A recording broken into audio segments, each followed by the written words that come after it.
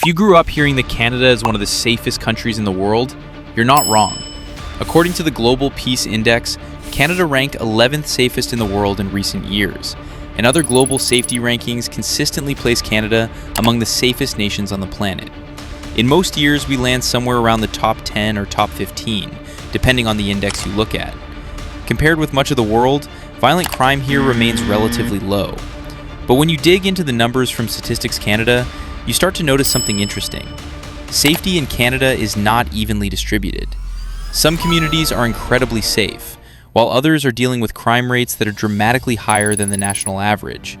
And in a few cities, the numbers are rising at a time when Canadians assume things should be getting safer. So today, we are going to look at 10 Canadian cities where crime statistics stand out the most.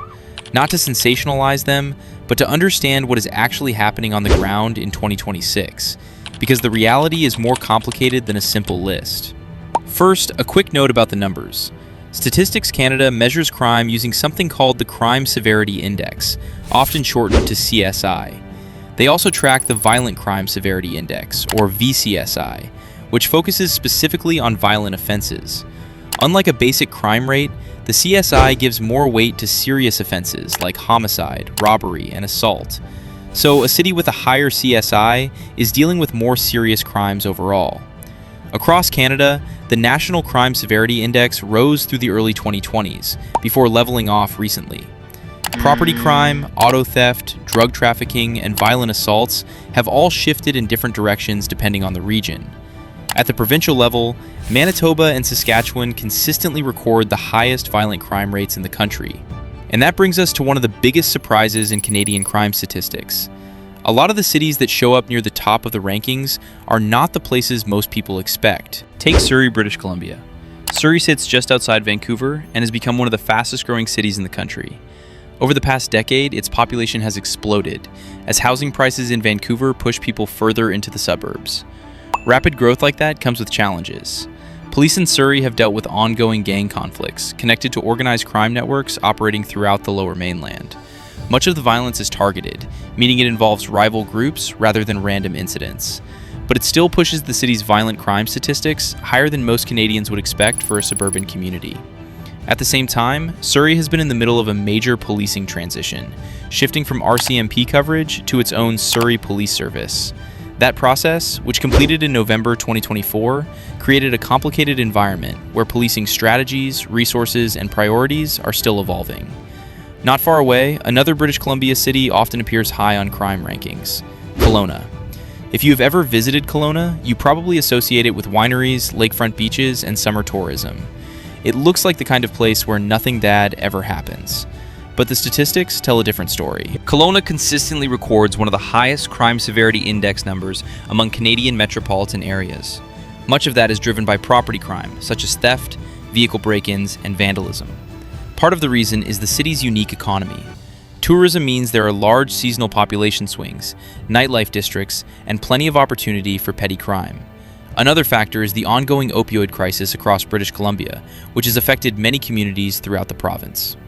Moving east, several Ontario cities regularly appear in discussions about crime trends. One of them is Sudbury.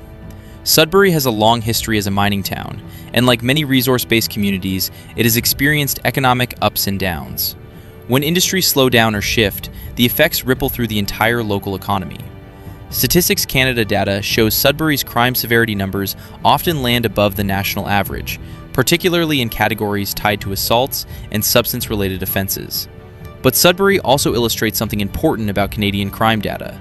Smaller cities can see big swings in the numbers because a relatively small number of incidents can dramatically change per capita rates. That same statistical effect shows up in another Ontario city that has received a lot of national attention over the past decade, Thunder Bay. Thunder Bay frequently records one of the highest homicide rates in the country when adjusted for population. Because the city has just over 100,000 residents, even a handful of homicide cases in a year can push the rate sharply upward. Beyond the statistics, Thunder Bay has also been the focus of broader conversations about policing, systemic issues, and the safety of Indigenous communities, particularly those connected to Anishinaabe-Aski Nation. Several national investigations and reports have examined how social inequality, housing challenges, and substance abuse intersect in the region. Which brings us to another city that often makes headlines when it comes to crime statistics: Winnipeg. Winnipeg has dealt with serious gang activity for decades, and its violent crime rate is among the highest of Canada's large cities. In some years, the city records homicide totals that rival much larger metropolitan areas. But Winnipeg's story is also about community responses. Programs like the Bear Clan Patrol have become internationally recognized for their grassroots approach to safety. The organization, which was revitalized in 2014 and now has over 1,500 volunteers, patrols neighborhoods, assists vulnerable residents, and helps connect people with services. Their work has become a model for community-driven crime prevention.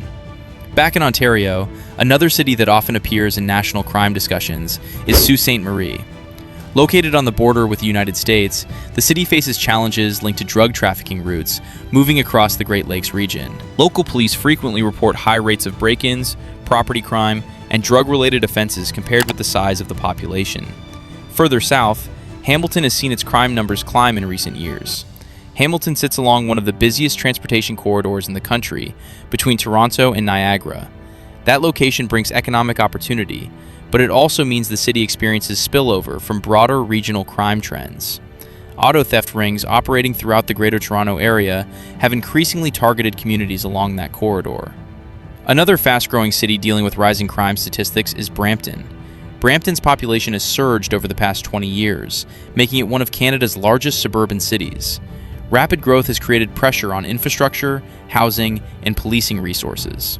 Peel Regional Police have reported increases in certain crimes such as carjackings and home invasions, reflecting trends seen across the GTA. Out west again, Red Deer in Alberta has often ranked near the top of national Crime Severity Index lists. For years, Red Deer struggled with high rates of property crime and drug-related offenses.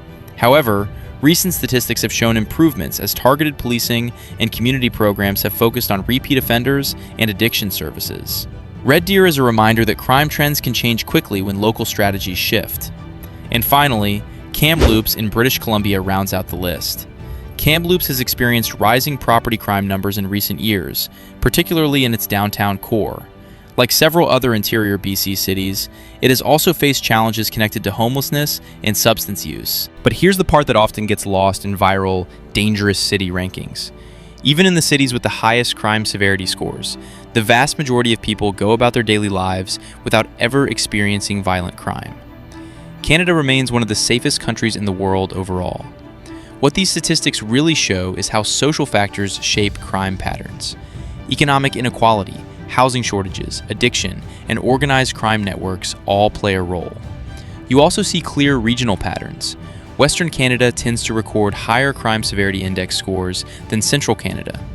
Northern communities and territories often have even higher rates due to a combination of geographic isolation and social challenges. Another sobering reality is the disproportionate impact crime has on Indigenous communities. Statistics Canada data continues to show Indigenous people are overrepresented among homicide victims and missing persons cases, issues highlighted by the Missing and Murdered Indigenous Women and Girls inquiry. Addressing those disparities requires far more than policing alone. And that is why focusing only on rankings misses the bigger picture. Behind every statistic is a community working to improve safety. Cities are experimenting with new policing strategies, mental health programs, addiction treatment initiatives, and community-led interventions. Some are already seeing results. Crime statistics can tell us where problems exist, but they also highlight where solutions are being tested. And in a country as large and diverse as Canada, the story of safety is constantly evolving. The numbers might point to certain cities facing bigger challenges right now, but they also remind us that crime trends are not fixed. Communities change, policies change, and sometimes the places that look worst on paper today become the biggest success stories tomorrow.